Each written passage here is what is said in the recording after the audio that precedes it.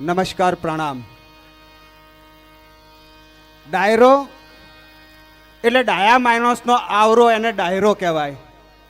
અને ડાયા માણસ એટલે કોણ? કે જેને સમજણ પડી જાય કે આપણે આ જગતમાં શા માટે આવ્યા હતા અને આપણે શું કરીને જવાનું છે. જો સમજણ પડી જાય એને ડાયો માણસ કહેવાય. આટલા માટે તો પાનબાઈને કહેવું પડ્યું કે વીજળીને ચમકારે મોતીડા પરોવાય, અચાનક અંધારા થશે. આપણે જિંદગી 100 વર્ષની માનીએ છીએ, પણ એ વીજળીના ચમકારા જેવડી છે.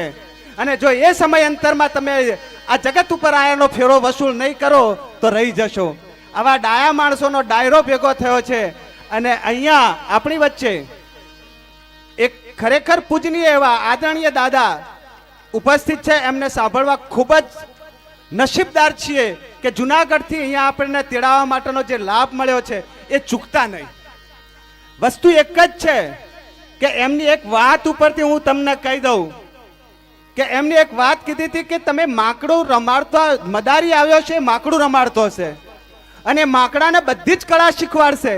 એને 2 પગ ઉપર ચાલતા શીખવાડશે, નાચતા શીખવાડશે. અને અઘરામાં અઘરી જે સાયકલ આપણે ચલાવતા શીખતા ઢીંચણ છોલાઈ જતા, 3 જણા આપણને ચલાવતા શીખવાડતા, તારે આપણને સાયકલ આવડતી. એ સાયકલ પણ માકડાને ચલાવતા મદારી શીખવાડી દે છે. પણ એના ગળાની અંદર જે ફંદો બાંધેલો છે ને એ છોડતા મદારી શીખવાડતો નથી. આજે વાખણસિંહ બાપુ આયા છે આ રહ્યું વસ્તુ શીખવાડવા માટે જ. આ જગતનો ફેરો કઈ રીતે વસૂલ થાય એ શીખવાડવા માટે આપણી વચ્ચે ઉપસ્થિત છે. એમને ખરેખર સાંભળવા એ બહુ નાવો છે. અને નસીબદાર આપણે બધા જ છીએ, આ સ્ટેજ ઉપરના કલાકારો, અને આપણે બધા જ છીએ કે આજે આપણને આવો મોકો મળ્યો છે. આખું જગત તાલ ઉપર છે. સૂર્ય પણ એના તાલમાં છે, ચંદ્ર પણ એના તાલમાં છે, નદી પણ એના તાલમાં છે. અને આ બધા જ આપણને તાલમાં લાવવા વાળા છે.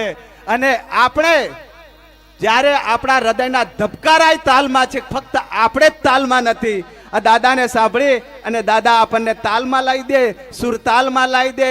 અને આપણે અહીં આવ્યા છો એ ફેરો શું કરવાનો છે, કેમ પધાર્યા છીએ, આપણી શું ફરજ છે, દાદા સરળ ભાષામાં હાસ્ય રીતે અને મનોરંજન પૂરું પાડી અને સમજાવે છે. કારણ કે આ જ વસ્તુ જ્યારે મનના ભેદ દૂર થઈ જાય તો જ જીવનનો આનંદ આવે છે.